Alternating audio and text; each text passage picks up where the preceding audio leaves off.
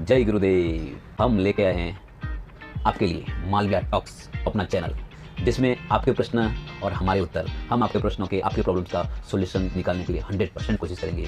आपको हमारा channel subscribe करें, लाइक करें, कमेंट्स करें और बेल आइकन दबाना ना भूलें। जय गुरुदेव। जय गुरुदेव। सर, सवाल है कि दान की परिभाषा क्या होती है? ओके, दान की परिभाषा क्या है ना?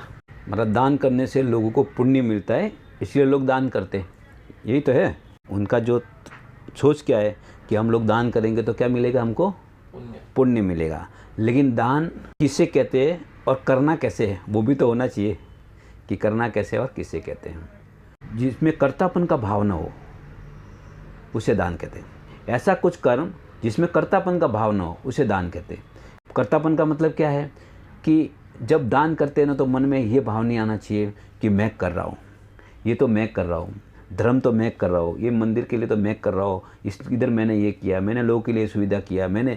जब ये मैं का भाव है ना, वो आपके पुण्य को ख़त्म कर देता है। आपने जो दान किया ना उसको ख़त्म कर देता है।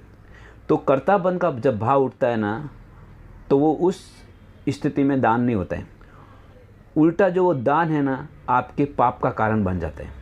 इसलिए जब भी कुछ दान करना है तो कर्तापन का भाव नहीं होना चाहिए कि मैं कर रहा हूँ।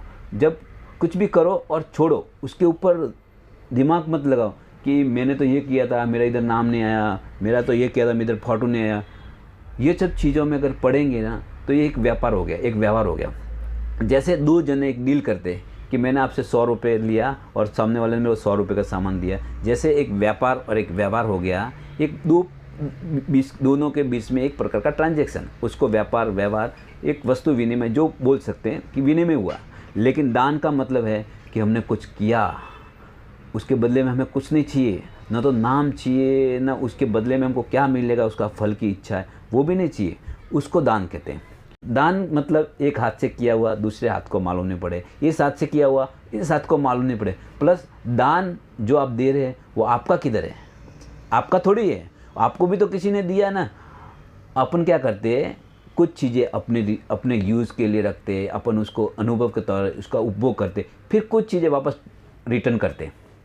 तो ऊपर वाले ने दिया, हमने थोड़ा रिटर्न कर दिया। उसमें हमने क्या दिया, हमारा क्या रोल है? जब दिया, किसी ने दिया, कोई दे रहा है हमें, तभी तो हम वापस थोड़ा लौटा रहे ना। कि प्रकृति से हम देखो ऑक्सीजन लेते हैं, हम ऑक्सीजन बिना रह नहीं पाते, जीवित नहीं रहते। हमको अग्नि की जरूरत होती है, हमको मिट्टी तत्व की जरूरत होती है, अपन को पंचभूतों की जरूरत है। तो ये प्रकृति ये पंचभूतों में अपनी जो शरीर का या अपन को लालन पालन करती है, अपने पोषण करती है। तो जब पोषण करती है तो उसके बदले में हम कुछ तो देते हैं, इस हाथों से कुछ तो करवाते हैं। लेकिन हम नहीं करते, वो हमारे हाथों से परमेश्वर करवाता है। और इसी को हम क्या कहते हैं, दान कहते हैं। लेकिन प्रकृति हमको करती है, इसलिए हमको करना पड़ता है, अपना फर्ज है, अपना धर्म है, इसलिए हमको करना पड़ता है। तो हम प्रकृति को अपना कर्ज चुकाते हैं। कोई ऐसा नहीं कि प्रकृति के ऊपर उपकार कर रहे हैं या लोगों पे उपकार कर रहे हो, ऐसा कुछ नहीं। आपको भगवान ने ये ज़िंदगी दी है, इस ज़िंदगी को फिर से भगवान को कैसे अपना कर्ज से कैसे मुक्त होने के लिए हम दान करते हैं।